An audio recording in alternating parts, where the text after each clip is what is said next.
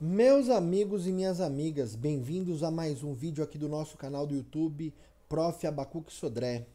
Meu nome é Abacuque Wellington Sodré, sou professor de Direito Constitucional, Direitos Humanos e de Teoria Geral do Direito no Damásio Educacional e professor de Direito Constitucional na pós-graduação da mesma matéria no IBMEC Damásio. Pois bem, se você ainda não se inscreveu aqui no canal e quer receber os nossos vídeos, eu recomendo que você se inscreva e ative o sininho. Caso você já é inscrito, muito bem-vindo a mais um vídeo aqui do canal para nós tratarmos de temas relativos ao direito constitucional, à teoria do direito e também ao processo civil, quando for necessário tal abordagem. Pois bem, para quem não conhece o nosso canal aqui, nós temos vídeos então de direito constitucional, temas ali relativos, por exemplo, aos direitos fundamentais em espécie, direitos sociais e econômicos, direitos relativos aos remédios constitucionais, então temos vídeos específicos de mandado de segurança, individual, coletivo, mandado de injunção individual, coletivo, habeas corpus, habeas data, ação popular, ação civil pública, temos as ações do controle concentrado de constitucionalidade, a ação interventiva, também falamos sobre as ações de rito comum, as contestações e os recursos. Temos também aqui um vídeo sobre racionalidade jurídica, sobre também cognição judicial. Temos vídeos para que você possa aí estudar e se deleitar. No vídeo de hoje nós vamos tratar de um tema fundamental, o tema dos fundamentos do Estado brasileiro. Então, os fundamentos do Estado brasileiro estão previstos ali no artigo 1º da Constituição Federal. Nem sempre ali é feito um estudo mais aprofundado e hoje aqui nós vamos fazer uma análise acurada, dedicada. É óbvio que seria reducionista da minha parte dizer que nós vamos esgotar o tema, até porque são anos de estudos que podem ensejar uma análise de um único aspecto, como nós vamos verificar aqui no vídeo de hoje. Pois bem, a Constituição de 1988, que foi promulgada em 5 de outubro de 1988, então eu recomendo que você memorize, até porque é importante entender essas datas que são importantes. 5 de outubro de 1988 foi promulgada a Constituição Federal pela Assembleia Nacional Constituinte, que havia sido eleita em 1986, a partir da emenda constitucional número 26 de 1985, né, que alterou então a Constituição de 1967, que já havia sido alterada, quase formando uma nova Constituição pela emenda constitucional 1 de 69. Então, com esse produto dessa emenda número 1 de 69, então se formou quase uma nova Constituição. E a partir dessa Constituição, então, foi feita uma alteração para restabelecimento do Estado democrático de direito aqui no Brasil, para que fosse feita a possibilidade de uma nova Constituição, uma Constituição democrática, na medida em que, a partir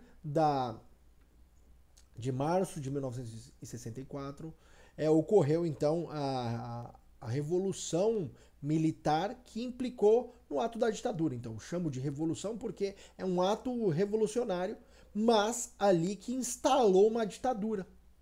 Uma ditadura, um Estado autocrático regido pelo poder, em que os militares deviam, patrocinados, inclusive, pelo governo americano, né, em decorrência aí da manutenção da Guerra Fria, para evitar que a União Soviética estendesse os seus campos de influência, lembrando que o sistema socialista ele era trabalhado então com zonas de influência, e essas zonas de influência não deviam se propagar pelo mundo. Então ali o governo americano, que prega tanto a liberdade, patrocinou uma série de ditaduras aqui na América do Sul. Só para você ter um exemplo: Brasil, Argentina, uma das piores ditaduras que já existiram, a ditadura argentina, e a ditadura chilena também.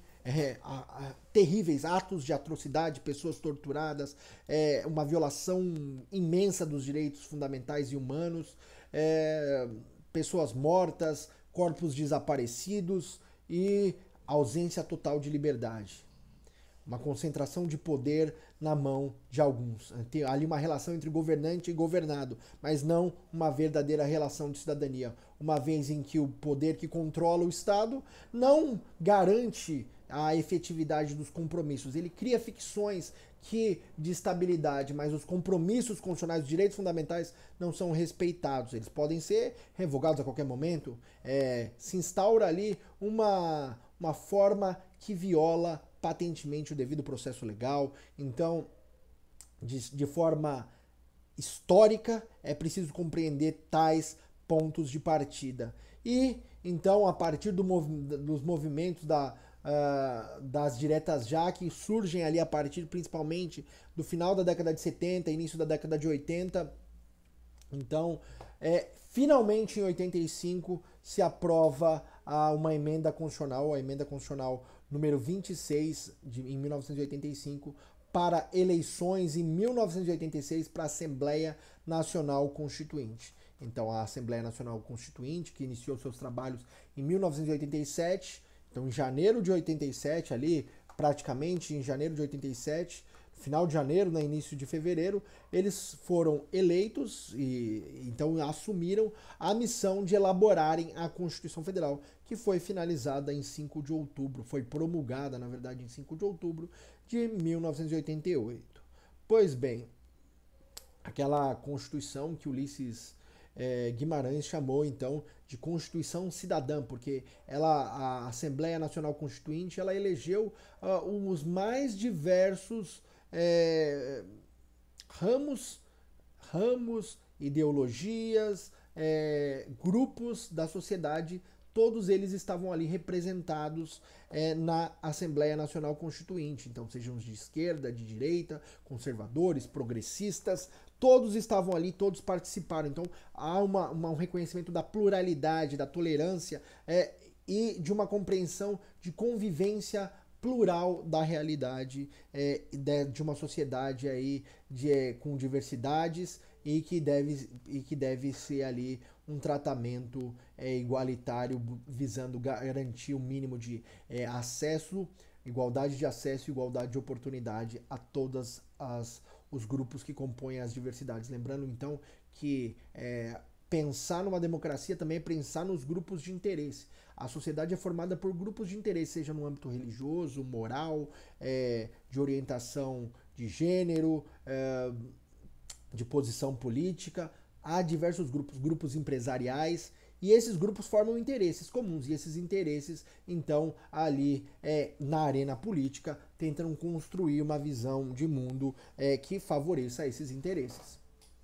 Pois bem, então foram encerrados os trabalhos das diversas comissões e se iniciou então ali no ano de 1988 uma tentativa pela comissão final de redação da Constituição Federal do estabelecimento e sistematicidade da Constituição brasileira. Lembrando que a Constituição brasileira é inspirada ali na Constituição Portuguesa de 1976, ali que rompeu junto com a Espanha também o movimento ali contra os governos fascistas que prevaleceram depois da Segunda Guerra Mundial. Então na Espanha havia o movimento franquista de Francisco Franco, né?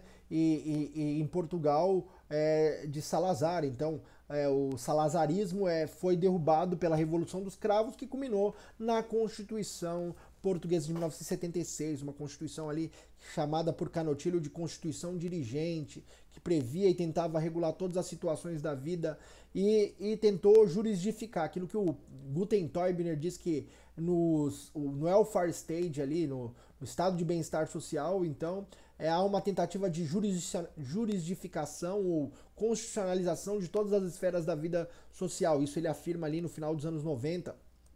Então, é importantíssimo ter essa concepção. E a Constituição de 88 se espelha nessa posição. Então, ali uma Constituição prolixa, mais de 250 artigos, se você contar o ADCT, e tem ali uma regulação, seja de direitos fundamentais, umas relações de poder. A própria Constituição, então, ela antes, as Constituições desde 1824, os direitos fundamentais os direitos do cidadão eram a última parte. Primeiro se regulava o Estado, o poder, a forma, e depois se chegava aos direitos fundamentais. Aqui não, há uma mudança, uma revolução copernicana. Ali o que é valorizado não é o poder, a dimensão do poder se esvai se não há cidadania, se não há direitos fundamentais. Direitos fundamentais são então um compromisso que o Estado faz e cria para com seus cidadãos, inclusive aqueles que participam da criação e eleição desses compromissos, a ele se submete, ou seja, o Estado ele é limitado pelo direito, o Estado é o rule of law lá, previsto desde da Declaração dos Direitos do Bom Povo da Virgínia de 1776, em que se constituiu ali o conceito de rule of law, o governo de leis e não de homens, e a limitação do poder, aquilo que na Alemanha se chamou de Rechtsstaat, que é a limitação, o Estado limitado pelo poder. Então, o Estado não pode ser ilimitado, não tem uma força ilimitada e dessa forma, então, a Constituição de 88 surge nesse contexto. Pois bem, e ela surge como um elemento fundante, lembra? O poder constituinte originário é aquele poder ilimitado, inicial, primário, que então ele se materializa por meio do exercício da Assembleia Nacional Constituinte, que é o sujeito que é investido nesse poder, e a partir desse momento ele constrói um pacto que vai limitar, ou seja, vai esvaziando gradativamente. E com a promulgação da Constituição, então, se esvazia totalmente e perece o poder constituinte originário, dando-se início, então, a um poder limitado, constante, e que vai possibilitar as alterações da Constituição, que é o poder constituinte derivado, que permite então as alterações da Constituição, mas não permite ela de forma ilimitada e, inclusive, não pode atentar contra o núcleo duro da Constituição, artigo 60, parágrafo 4º da Constituição, lá, as cláusulas pétreas, o núcleo duro da Constituição. Pois bem, é nessa concepção, então, que nós temos que entender que surge o Estado brasileiro. O Estado brasileiro, então, é uma república federativa e que é formada por 4 entes federativos. Lembrando que, apesar do artigo 1 fazer essa menção, lá no artigo 18, você fazendo a interpretação sistemática, você consegue ver lá que o Estado brasileiro é formado pela União, pelos estados, pelo Distrito Federal e pelos municípios. Então, são esses 4 entes federativos que formam, então, o Estado brasileiro. O que é o Estado? O Estado nada mais é do que a forma de organização do poder.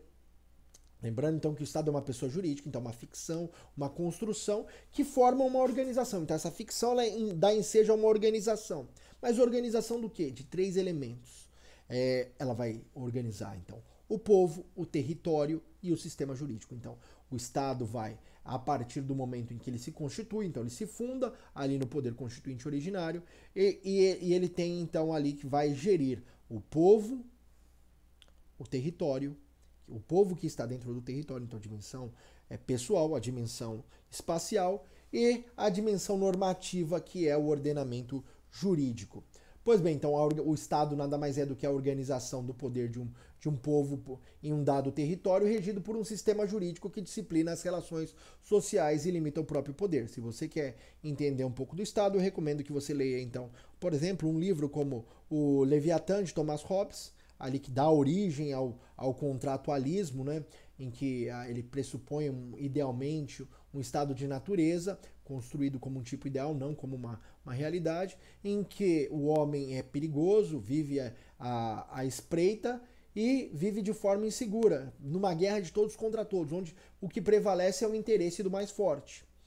Pois bem, para que seja garantida, então, a segurança, aquela liberdade natural do indivíduo, ela é renunciada em prol da formação de um pacto, então, que não extingue as disputas ou os litígios, mas controla, mantém estável, garantindo segurança ao cidadão. Então, o cidadão troca a sua liberdade natural em prol de um pacto para que se garanta, então, ali a segurança do indivíduo. Inclusive, Hobbes, um autor do justnaturalismo, ele é chamado de justnaturalista mínimo, porque o único direito que é preservado é a segurança. Inclusive, o único ato que permite a rebelião é o indivíduo fugir do Estado para manter a própria vida, então ele pode se rebelar contra o Estado. Locke, por exemplo, é um outro autor que eu recomendo a leitura, ali o Tratado do Segundo Governo Civil, que vai dizer que o homem ele em si é bom, porém alguns interesses próprios no estado de natureza vão corrompê-lo e ele vai entrar numa guerra de todos contra todos. Daí, então, ele renuncia a parte da sua liberdade natural, ele permanece com alguma liberdade natural que é exercida, por exemplo, dentro da propriedade, em prol da liberdade civil ali, da formação do Estado como um ente, um pacto, então, em decorrência de um contrato social. E também recomendo o Contrato Social do próprio Rousseau, que é uma leitura ali muito mais, como eu posso definir, radical da democracia, na medida em que ele entende que o homem é bom em si, mas a partir do momento que o homem finca uma estaca e diz isso é meu, isso corrompe o homem, a propriedade privada corrompe o homem, daí gera-se a guerra de todos contra todos. Veja, todos os contratualistas partem de uma concepção de um estado de natureza e, ao mesmo tempo, da guerra de todos contra todos. Enquanto em Locke ali, em Hobbes primeiro, eu tenho ali a permanência, a busca pela segurança e a garantia inclusive de me insurgir contra o Estado com relação à preservação da vida. Em Locke eu tenho a questão da liberdade civil, que convive ao mesmo tempo com um mínimo de liberdade natural, e se essa liberdade for sujeita, é possível se rebelar para buscar dessa liberdade. E Rousseau, que é o mais radical de todos, porque ele entende então que só existe a liberdade, existe uma liberdade natural, que ela é renunciada de forma absoluta em prol da vontade geral. Então há uma ditadura da vontade geral que vai construir ali o pacto, e aí só existem liberdades civis. A liberdade só existe dentro do Estado, então que é a expressão dali do que for decidido, a expressão da vontade geral.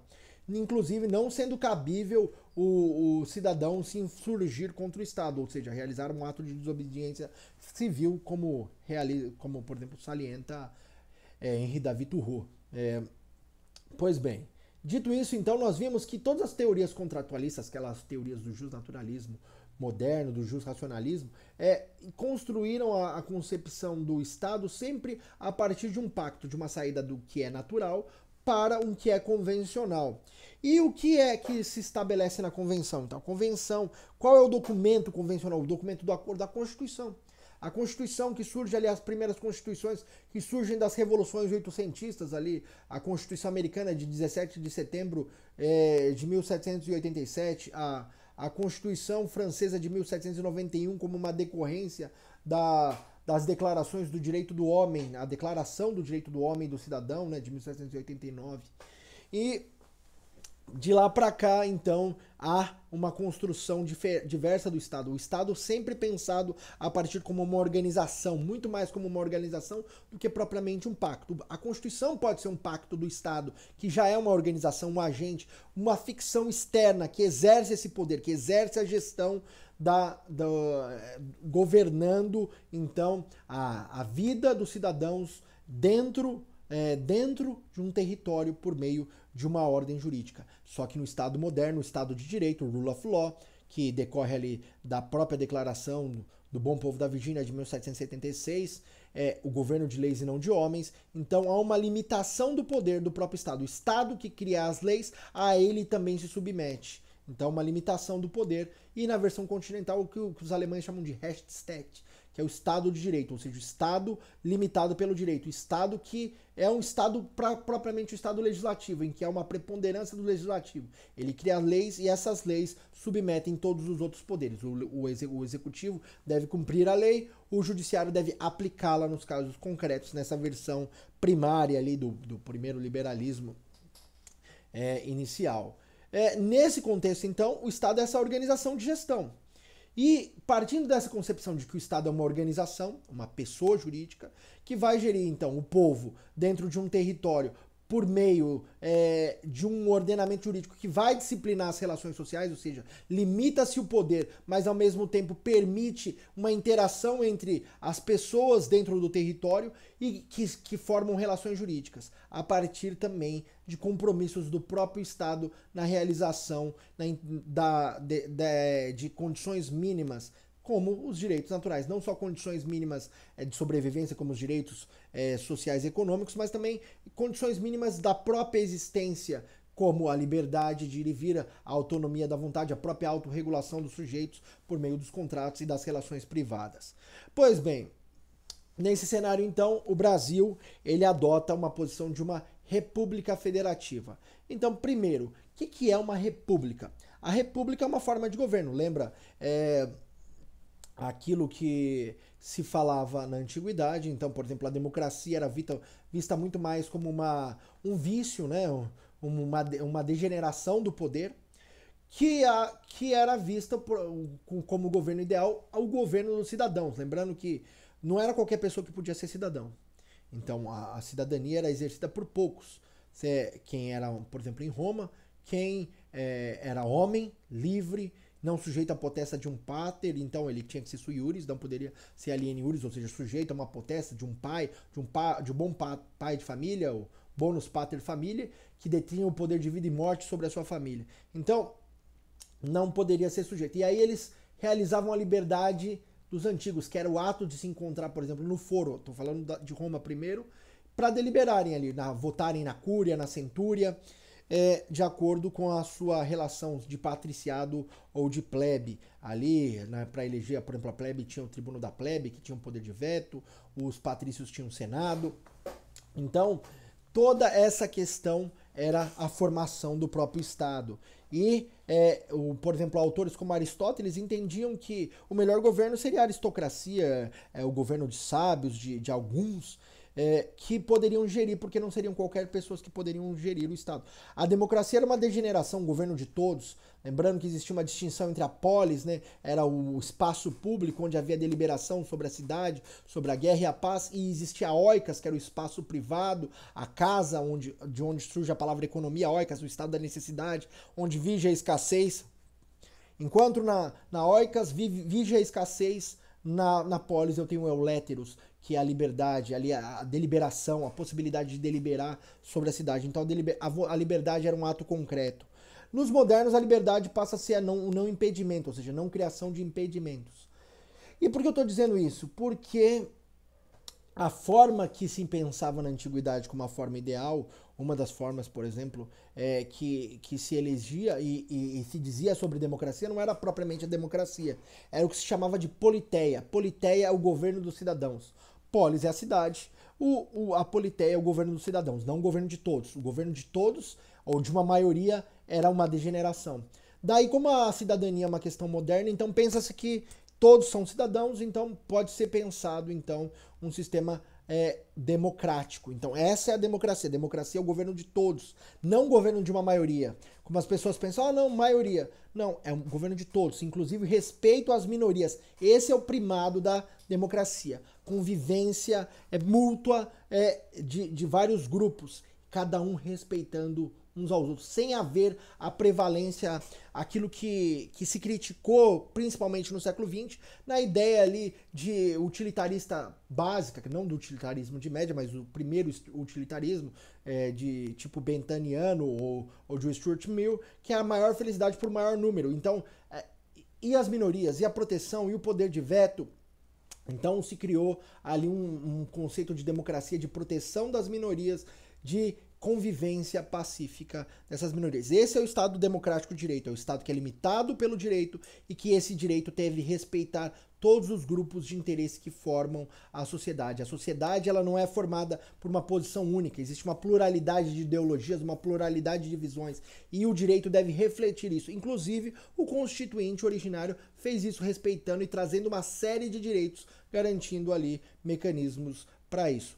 E então a república ela reflete muito aquilo que era a politeia. Então daí, por exemplo, o governo americano, ali os federalistas que formaram a Constituição americana, que desenharam ali,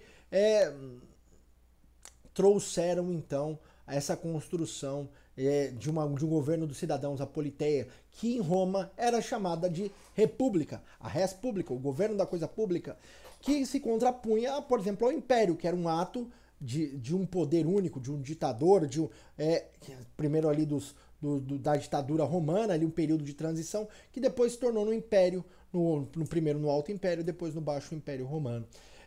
Então, as formas de governo, ou seja, as formas como o poder gere as relações território e esse poder é dividido, é partilhado, lembrando que a partir da Revolução Industrial e a partir da transformação da sociedade tem-se uma especialização, aquilo que Durkheim chamou de solidariedade orgânica. Lembra, antes a sociedade medieval do Estado feudalista era uma sociedade de solidariedade mecânica. O que é solidariedade mecânica? Exatamente. O que é solidariedade mecânica? Significa que o artesão fazia tudo. Então vou dar um exemplo aqui, um sapateiro. Ele tinha vaquinha, ele abatia o gado, ele cortava o couro, ele punha o couro para secar, ele cortava o couro, ele montava a sola, ele fazia tudo. Na transformação da sociedade, pós-revolução industrial, há uma mudança para uma solidariedade orgânica. Essa solidariedade orgânica, ela prescinde da realização de todos os atos por uma pessoa. É imprescindível, então, a divisão do trabalho. E essa divisão do trabalho ela é feita por meio da especialização. Então, esse trabalho é especializado. Então, alguns cuidam do gado, outros cortam o couro, outros fazem o desenho, outros cortam, outros costuram e outros colocam na caixa e outros vendem. Então, uma especialização, uma segmentação para uma maior eficiência. E no Estado não é diferente. Essa construção, o poder que era centrado na figura do rei, do monarca ali absolutista, sai e deixa, primeiro, uma manutenção, por exemplo, uma monarquia constitucional, uma divisão de poderes entre o poder executivo, ali exercido pelo monarca, ou seja, só como chefe de Estado, então ali dividindo a chefia de governo com ou sendo exercida por um primeiro-ministro, ou ainda por um presidente, uma monarquia presidencialista, uma monarquia parlamentarista. Lembra que as formas de governo podem ser mistas, atípicas, ou uma república. Então, uma república que pode ser uma república parlamentarista ou uma república presidencialista. Uma república parlamentarista é aquela que tem o primeiro-ministro, então, como o líder do poder executivo. E a presidencialista, que tem o presidente. Ambas, a forma de republicana é aquela em que o líder do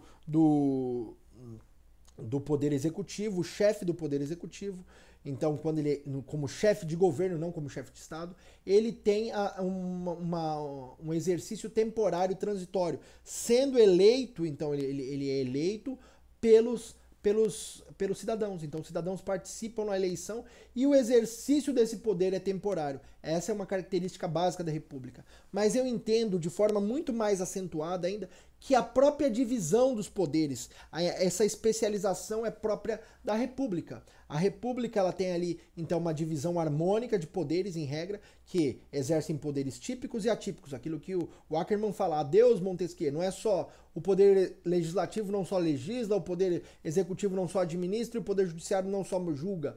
Todos têm funções típicas e atípicas. Então é claro que ambos poderes são especializados e exercem ali a sua função para a eficiência do poder. É distribuído o poder, então, dentro do próprio âmbito do Estado, ele é distribuído, ele não fica de forma concentrada em um dos poderes. E não há uma prevalência entre eles. Ambos são harmônicos, cada um exerce uma função. Essa é a relação típica da República. Então, uma relação de conexão, em que não existe uma hierarquia entre os poderes. Os poderes, eles exercem, então, uma função, funções específicas que se controlam e mutuamente também elas impedem ali o abuso, que os chamados mecanismos de freios e contrapesos. Os check and balances são mecanismos institucionais de controle entre os poderes para evitar a concentração.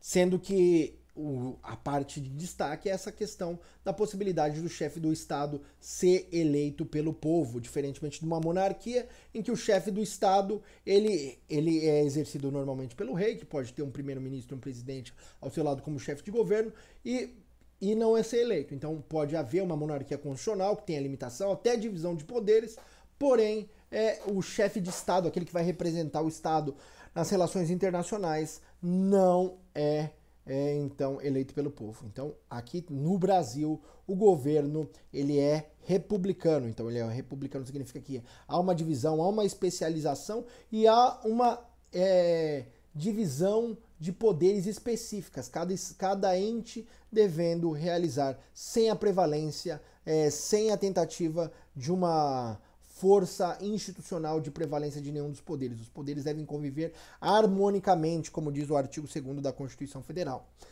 A República, então, é essa forma que o chefe do poder executivo é eleito pelos cidadãos e há uma divisão especializada dos poderes. Então tem ali a origem nos Estados Unidos da América, né, a República Moderna, no sentido de ser uma república ali, um Estado que limita o poder e que tem praticamente uma participação dos cidadãos na gestão pública.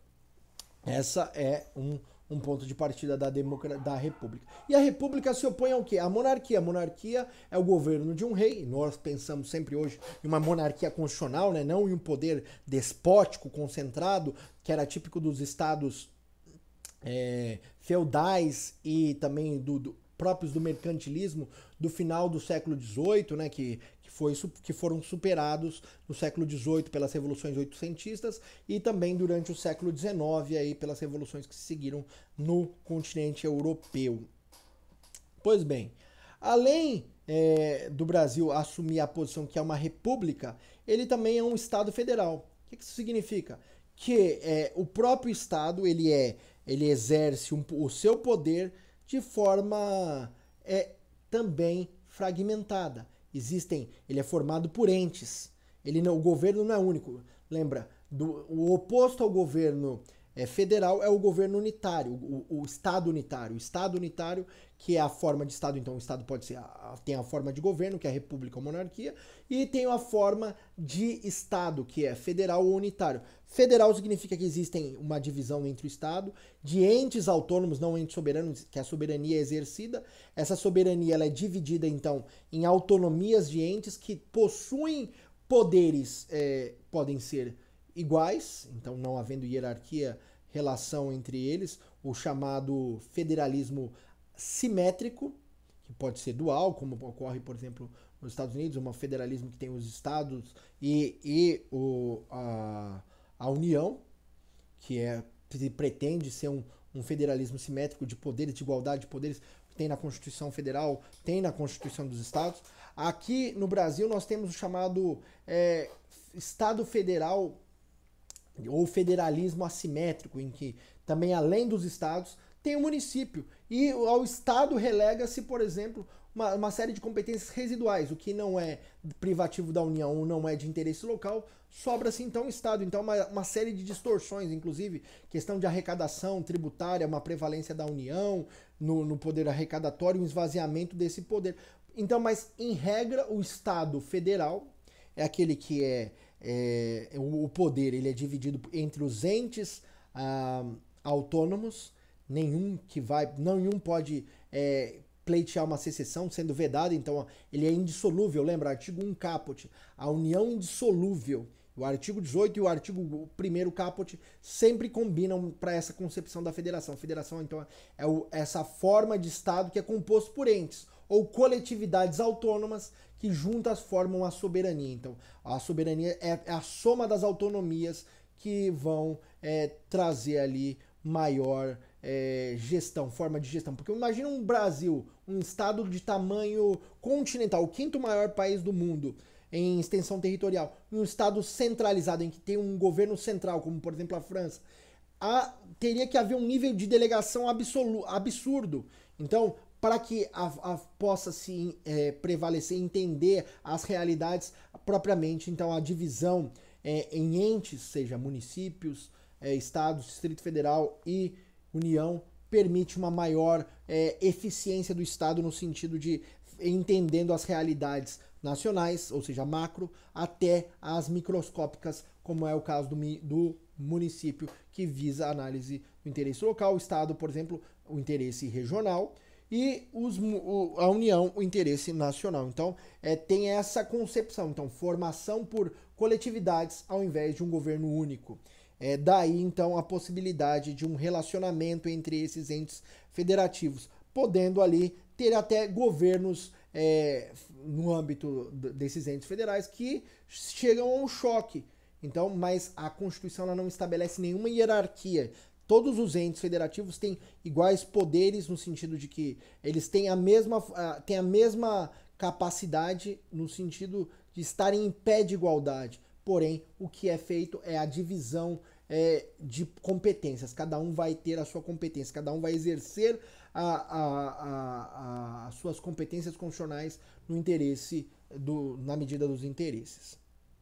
Pois bem, lembrando também que o Estado é um Estado soberano, né?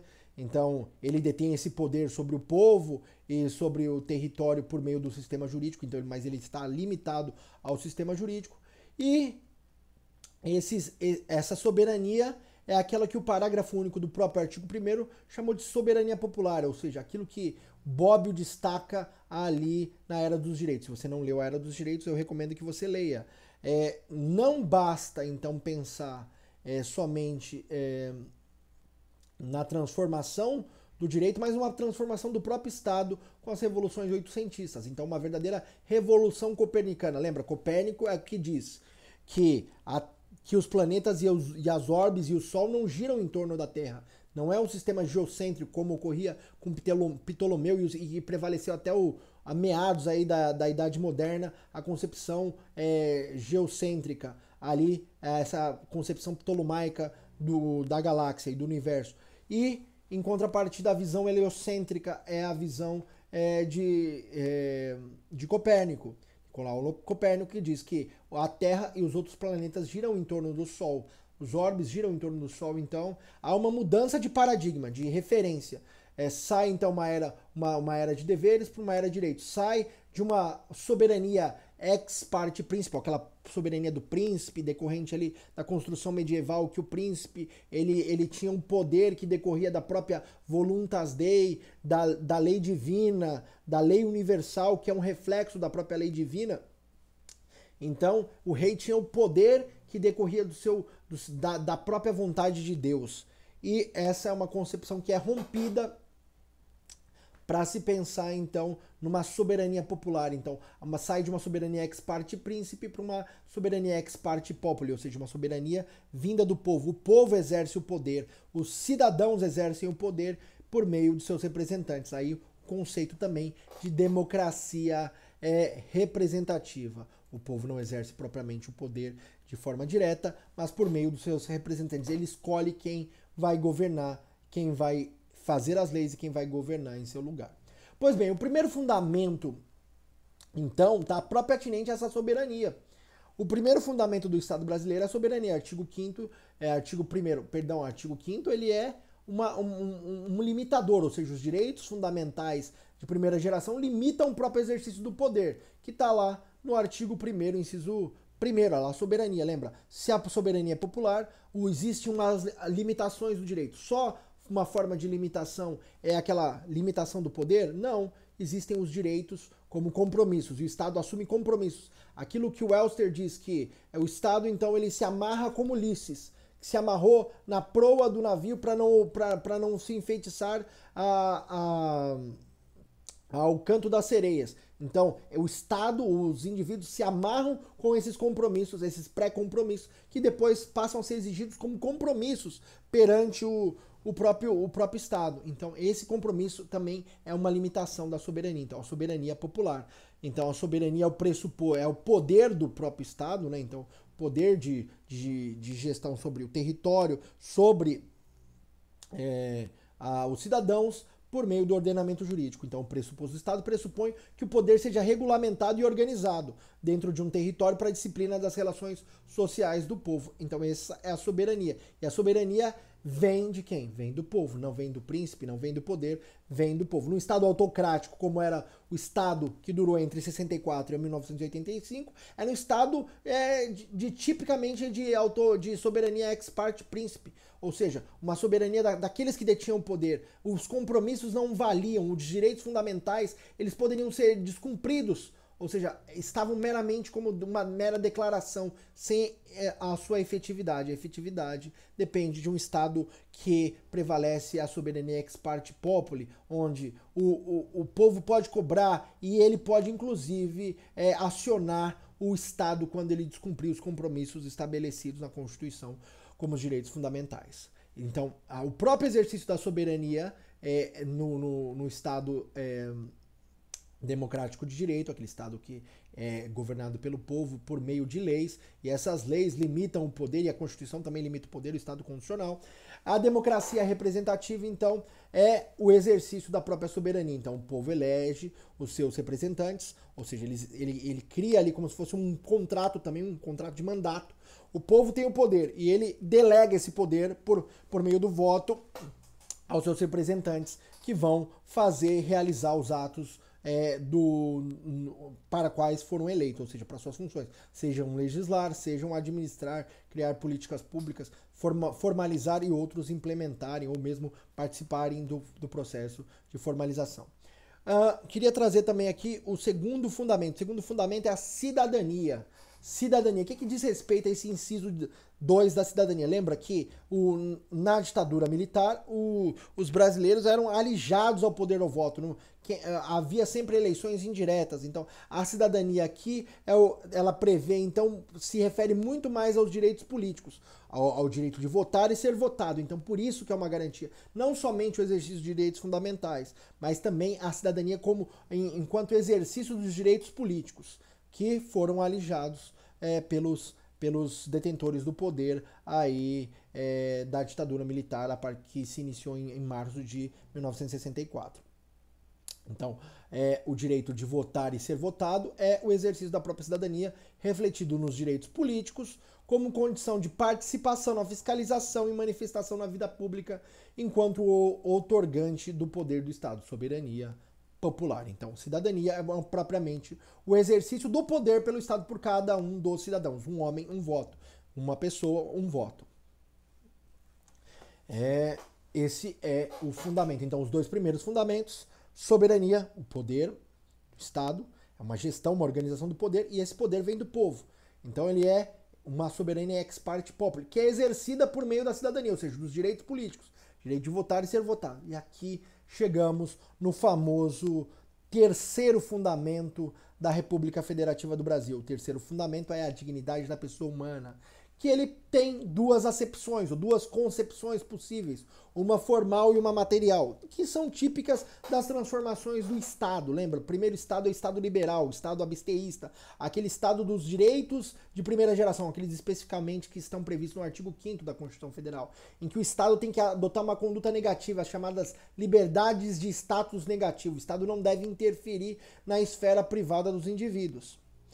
Pois bem, se o Estado interferir, é cabível uma medida judicial, um habeas corpus, um mandado de segurança, um habeas data, para impedir que sejam ali criado algum tipo de obstáculo ao exercício dessa liberdade, ou seja, do não impedimento. Se liberdade dos modernos é não impedimento, como afirmou Benjamin Constant, então a violação ao exercício do direito lembra que os direitos já estão tutelados, eles não são violados. O que é violado é o seu exercício, e então que o exercício implica na limitação.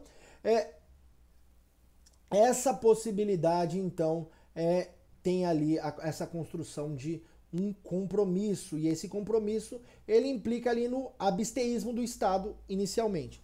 Nessa concepção, então, surge a versão formal da dignidade da pessoa humana, que vigiu até 1945, ali na Declaração dos Direitos, a Declaração Universal dos Direitos Humanos, que é a concepção que todo ser humano é sujeito de direito e não pode ser objeto, não pode ser reduzido a objeto de direito ou a coisa O que isso significa, professor? Ser destinatário de direitos, ou seja, ele é uma das pontas do compromisso dos direitos fundamentais. Ele nunca está alijado da relação, ele sempre é uma das pontas, a ponta do compromissado. Então, se o Estado é o que se compromete, o promitente, o compromissado, ou aquele que é o promissário. Então, o promissário, se eu tenho um promitente, eu tenho um promissário. O promissário então, ele vai ser o cidadão. Então, ele vai estar. Então, não é possível também haver mais distinção entre cidadãos. Todos são iguais perante a lei. Então, aquele princípio de que todos são destinatários de direitos. Então, todos vão ser, vão ter, o Estado vai ter um compromisso de garantir as liberdades e tratamento isonômico, sem aquelas distinções nobiliárquicas do Estado, do Ancien Regime, do Estado francês, antes da Revolução Francesa, que existia o primeiro Estado, que era a nobreza, e o rei. A nobreza era formada por aqueles que detinham os títulos nobiliárquicos, barão, duque, arqueduque, que se referiam a próprias formas de posses de terras típicas do feudalismo. E, em contrapartida, a isonomia pressupõe que todos são iguais, não havendo distinção, não havendo ali títulos nobiliárquicos que distinguam os homens. Os homens são iguais entre si. E também não é possível, por exemplo, também a escravidão, nem a tortura, nem tratar o homem de forma cruel. Então, o homem, a mulher, o ser humano, ele é sujeito de direito. Essa é a versão formal da dignidade da pessoa humana. Então, todo homem, toda mulher, toda criança é sujeito de direito. Na verdade, a concepção é muito mais abstrato. O indivíduo, todo indivíduo é sujeito de direito, ou seja, destinatário de direitos, destinatários de compromissos do Estado e não objeto de forma nenhuma de disciplina, como, por exemplo, acontecia com os escravos, ou ainda com aqueles que eram degradados, que passavam por penas cruéis, que eram hostilizados. Então, de forma cruel e penosa. Que mais que a gente pode falar? Então, se tem uma vertente formal, tem também uma vertente material. O que significa vertente material? Com o advento do Estado social, do welfare state, daquele estado de bem-estar social, então passa a haver uma nova concepção. Lembra, o Estado não precisa apenas deixar de intervir na esfera privada do indivíduo, mas ele precisa intervir, inclusive, para limitar a autonomia da vontade, para se tornar, então, autonomia privada, estabelecendo condições mínimas de negociação, condições mínimas de sobrevivência. Ali surge o direito do trabalho, o direito do consumidor, também garantindo bens e serviços. Então, o Estado deve garantir um piso mínimo, daí, então, dignidade da pessoa humana em seu sentido material ou substantivo, implica no mínimo existencial, no núcleo essencial, que diz respeito a um valor que o direito deve realizar e garantir o máximo possível das condições necessárias à sobrevivência. Aquilo que, por exemplo, o Amartya Sen, com um economista que ganhou o prêmio Nobel da economia, olhando para a teoria de John Rawls, do igualitarismo, da sua teoria da justiça, entendeu que a teoria dos bens básicos, ou seja, existem bens que o cidadão precisa, alimentação, moradia, vestuário, para o seu mínimo de dignidade, saúde, educação. Então são condições mínimas, o Estado deve garantir condições mínimas para que o cidadão possa ter o mínimo de dignidade, possa sobreviver de forma adequada, sem que isso lhe gere uma condição de ter direitos, mas não poder exercê-los. Para que ele possa exercer esses direitos e ter uma cidadania plena, ele precisa ter um mínimo de condições. Esse mínimo de condições é a dignidade da pessoa humana. Então existe um núcleo intangível. O Estado, apesar de lidar com orçamento e com recursos limitados, lembra, o Estado também um agente econômico, então ele lida com a escassez, ele tem recursos que decorrem dos tributos, da arrecadação tributária, que são redistribuídos por meio dos direitos sociais prestacionais, saúde, moradia, educação, lazer, transporte, e esses direitos dependem então dos tributos. Porém, ele não pode a pretexto de dizer a reserva do possível, eu não consigo, meus recursos são limitados, violar o núcleo intangível. É óbvio que existem as prioridades, porém existe um núcleo intangível, um mínimo sobre aquele direito, ou seja, existe uma base desse direito que não pode ser atingido. Uma vez que ele é atingido, ele implica uma restrição inconstitucional, uma restrição que é indevida, mesmo numa colisão de princípios, o núcleo essencial de um direito não pode ser violado, porque o núcleo do direito reflete a própria dignidade, ou seja, o mínimo daquele direito, o mínimo exercício. Se os direitos fundamentais têm estrutura de princípio na medida em que estabelecem apenas um dever prima facie, devendo ser realizado o máximo possível, eles também têm um mínimo ali, um núcleo essencial como um mínimo a ser garantido, que não é possível restringir. Mesmo a restrição, ela também é relativa. Se os direitos são relativos, as restrições também são relativas, elas não podem atingir o mínimo essencial, ou seja, aquela condição mínima, aquele ponto de partida daquele exercício daquele direito. Então, essas são as duas vertentes. Então, de um lado, a condição de todos são sujeitos de direitos destinatários, versão formal, e de outro lado tem a versão material, o mínimo existencial, o núcleo essencial dos direitos fundamentais. Pois bem, o Brasil, como ele assume também uma postura não só de um Estado democrático de direito, não somente um Estado de república federativa, ele assume uma posição de um Estado de bem-estar social, um welfare state, um Estado social.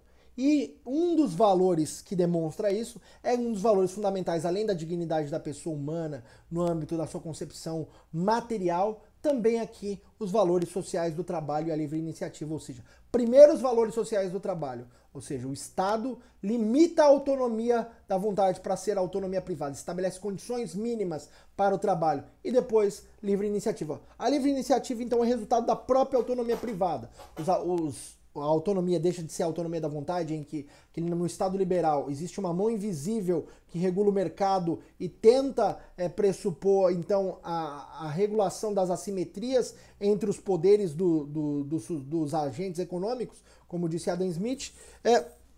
Essa assimetria, então, implicou em diversas assimetrias maiores, ou seja, violações. Então, as pessoas eram contratadas por valores irrisórios, salários degradantes. Para quem quiser, leia o livro do Émile Zola, Germinal, ou ainda assista ao filme, que é com Gerard Depardieu. Recomendo imensamente aí para que você entenda a realidade, a degradação que o ser humano era submetido, porque aquele que detinha o poder, ele se impunha, ainda mais porque com o fim do feudalismo, os plebeus, as pessoas que viviam nas terras foram expulsas e tiveram que migrar para a cidade para trabalhar. Então houve uma reserva de mercado de mão de obra, uma reserva de mão de obra que barateou ao máximo a crianças, mulheres, homens trabalhando 16, 20 horas para sobreviver em condições miseráveis. Então daí a necessidade de direitos sociais para limitar essa autonomia da vontade para ser uma autonomia privada, ou seja, existe plena liberdade para negociar, praticar atividade econômica no Estado brasileiro, desde que se observe os parâmetros mínimos. E o parâmetro mínimo é o valor social do trabalho, ou seja, o trabalho é algo importante, ou seja, ele constrói a possibilidade de acesso aos bens materiais, ou seja, ao lado daqueles bens que o Estado pode fornecer, o próprio trabalho, gerando ali condições mínimas de negociação, permitem negociações mais igualitárias, ou seja, se tenta contrabalancear, então estabelecer uma igualdade material, daí então maior possibilidade da liberdade sendo reduzida ou restringida em prol aí de uma valorização do trabalho. Aquilo que eu gostaria de destacar para vocês a respeito do inciso 4º, então, diz respeito a esse ponto, que a garantia da liberdade econômica para o desempenho criativo e empresarial pode ser exercido pela pessoa natural ou pela pessoa jurídica, podendo explorar livremente, então, suas potencialidades e habilidades para a produção, circulação da riqueza, desde que realize dentro da sua autonomia privada. Porém, essa autonomia privada ela não pode ultrapassar os limites mínimos protetivos estabelecidos pela legislação, pela Constituição. Existe, então, ao lado da livre iniciativa, do livre desenvolvimento das potencialidades da pessoa natural, da pessoa jurídica, para produção e circulação de riqueza, tem também os padrões mínimos que devem ser observados principalmente na relação entre contratante e contratado, quando essa relação entre contratante e contratado decorrer de uma relação de emprego ou de trabalho. Então surge ali uma garantia do direito individual do trabalho como limitador da autonomia privada, como uma mitigação da assimetria do poder das negociações. Então, vale a livre iniciativa, limitada pelos valores sociais do trabalho, ou seja, padrões mínimos, obedecidos padrões mínimos, a plena liberdade. Porém, essa plena liberdade não pode ultrapassar os padrões mínimos, daí aquela liberdade civil, autonomia privada, autonomia regulada pelo direito. Pois bem, então, o inciso quinto, o último inciso, traz um ponto fundamental, que é o pluralismo político. Aqui é importantíssimo nós fazermos esse destaque. O que significa pluralismo político? Significa que a convivência no Estado deve ser respeitada de todas as diversidades, a convivência de opiniões, ideologias e visões do mundo dentro da sociedade, que é fragmentada, dividida por diversos grupos, com divergências políticas, sociais, ideológicas, religiosas, devem conviver pacificamente. Então, todos têm direito à voz. A democracia moderna não é a democracia, o governo do povo, mas o governo dos grupos. Os grupos de interesse se reúnem para deliberar, então eles elegem seus representantes e buscam a defesa desses interesses. Os grupos organizados socialmente, os movimentos sociais, os grupos de determinado segmento da economia. Então existem grupos, as pessoas se enquadram em determinados grupos que defendem determinados pontos de vista, sejam religiosos, políticos, culturais,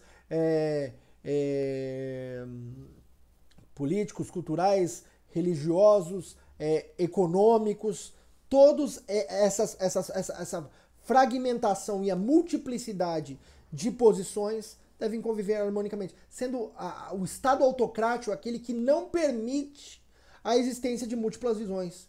Então, o Estado que é autocrático, que seja um Estado de autocracia de esquerda ou uma autocracia de direita, então seja o socialismo de estilo staliniano ali, de estilo como aquele produzido por Stalin na União Soviética, seja do fascismo de Hitler, quer dizer, o nazismo de Hitler, o fascismo de Mussolini, o fascismo de Salazar, o fascismo de Franco. Todas essas extremidades, esses governos autocráticos impedem a pluralidade de opiniões. Eles querem o quê? A censura da opinião, uma posição única, um cabresto. A democracia, o Estado Democrático de Direito pressupõe a convivência recíproca de várias opiniões, de várias possibilidades. O princípio que vale a tolerância, o respeito. Aquilo que o Dworkin ressalta sempre numa posição de liberalismo político. Igual respeito, igual consideração. Todos merecem igual respeito e consideração. Todos merecem direito à voz. Então, o principal direito decorrente da construção do pluralismo político é direito à voz de todos os grupos. A democracia é o melhor governo que existe, na medida em que ele é o único que permite voz, inclusive contra a própria democracia. Nenhuma outra espécie, nenhuma outra forma de Estado permite, então, que se atente contra essa própria instituição. Então, pluralismo político implica nessa convivência contínua de opiniões, ideologias, visões de mundo dentro da sociedade com respeito e tolerância, permitindo, então, direito à voz aos diversos grupos heterogêneos. Então, tem uma heterogeneidade, a sociedade não é homogênea, ela é heterogênea, ela tem vários grupos diversos que convivem na sociedade, sendo todos merecedores de igual respeito e igual consideração, como salientou Dworkin, podendo buscar então o reconhecimento de seus direitos e proteção, não sendo permitida a adoção de um monismo político típico dos estados totalitários. Então, pluralismo político pressupõe então pluralidade de opiniões, pluralidade de ideias, lembrando que o conhecimento se constrói pelo diálogo, e o diálogo não se dá quando as vozes vão na mesma direção, mas pela aquela relação dialética de polaridade. Então, uma visão, um debate, a tese, a antítese, a síntese. Então, é sempre essa construção que vai possibilitando a transformação da sociedade, principalmente acarretou a transformações históricas no Ocidente. Então, É a partir desses fundamentos. Então tem os 5 fundamentos básicos que o Constituinte originário trouxe. Então, soberania, soberania popular, cidadania, direitos políticos, votar e ser votado, exercício da democracia representativa que expressa, então, a soberania popular, a soberania ex parte populi, soberania que vem do povo por meio dos seus representantes eleitos. Então, soberania exercida por meio da democracia representativa, que também garante o quê? A cidadania, o direito de votar e ser votado e também fiscalizar os atos. Dignidade da pessoa humana, capacidade para ser sujeito de direito e também ter um mínimo de condições garantidas pelo Estado. Os valores sociais do trabalho e a livre iniciativa. Os sujeitos de direito podem livremente desempenhar os seus papéis, suas potencialidades para gerar riqueza e circulá-la, porém devem respeitar os padrões mínimos em relação ao trabalho e à justiça social. Além disso, deve prevalecer o igual respeito, igual consideração e direito à voz a todos os grupos da sociedade. Essa é a formação da Constituição. É sob esses fundamentos que você deve colocar para ler os direitos constitucionais, os direitos fundamentais, as regras de competência e do poder. Todas elas estão fundamentadas e alicerçadas nesses paradigmas, nesses fundamentos, nessas estruturas, nessas definições. Então, os fundamentos da Constituição são valores que são institucionalizados, que devem ser observados a partir da leitura de todos os direitos, regras de competência, regras de procedimentos e formas de garantias devem ser sempre observadas a partir desta concepção, desses fundamentos, desses valores, então, que são lentes para a leitura de outros valores, que vão permitir, então, ali uma cadeia valorativa importante, que vão expressar a moralidade política de uma sociedade. Esse é o ponto fundamental. A Constituição institucionaliza a moralidade política por meio de compromissos com o cidadão e também por meio de limitações do poder entre si, que são os chamados freios e contrapesos por aqueles órgãos especializados no desempenho de funções típicas da legislação ou formalização de políticas públicas, aquele que vai administrar ou implementar políticas públicas e aquele que vai apreciar, que vai julgar, que vai aplicar ou mesmo construir regras decisórias para os casos concretos ou para uma interpretação global do sistema jurídico. Esse é o ponto de partida da formação do Estado brasileiro. Esses são os fundamentos da Constituição previstos no artigo 1º do texto constitucional de 1988, promulgado pela Assembleia Nacional Constituinte em 5 de outubro de 1988. Espero que vocês tenham aproveitado essa aula e adquirido ali uma reflexão. Então, reflitam. Nem tudo que eu falei reflete uma verdade, é uma interpretação, uma construção. Você tem essa busca para analisar teorias, posições. Não existe uma verdade, é uma construção, é uma hipótese. Na ciência, nós não trabalhamos com verdade, nós trabalhamos com hipóteses e buscamos analisá-las, seja pelo efeito histórico, pelas decisões judiciais, pela comprovação fática, não pela mera alegação, não para ser apenas um papagaio de pirata, mas você deve refletir e buscar superar aquilo que você tem de dificuldade, buscar fundamentado, de forma fundamentada e crítica. Esse é o papel da filosofia, esse é o papel da construção de uma análise científica. E o direito ele é imprescindível ao direito esse tipo de análise. Apesar de ser uma técnica social de controle, um sistema especializado em garantir expectativas normativas no tempo, o direito não, para ele é imprescindível essa concepção, essa construção crítica, essa observação, aquilo que os teóricos do sistema chamam de observação de segundo grau, ou seja, uma análise crítica, uma auto-observação. Então, é sempre importante ter uma análise crítica a partir dessa concepção. Se você quer ler a Constituição, leia, mas leia a partir dos fundamentos. Entenda o que eles significam. Então não caiam nas ilusões, naquilo que políticos falam, naquilo que pessoas defendem sem a observância dos parâmetros mínimos, do que se fundamenta o próprio Estado. Fica aqui então essa conversa com você. Se você gostou desse vídeo, deixa o seu joia, aqui, deixa o seu feedback, faça um comentário para que nós possamos então bater um papo e possamos avançar então na construção do melhor conhecimento possível. Conhecimento se faz com diálogo e eu estou aqui para falar com você e eu quero te escutar também. Um forte abraço. Bons estudos!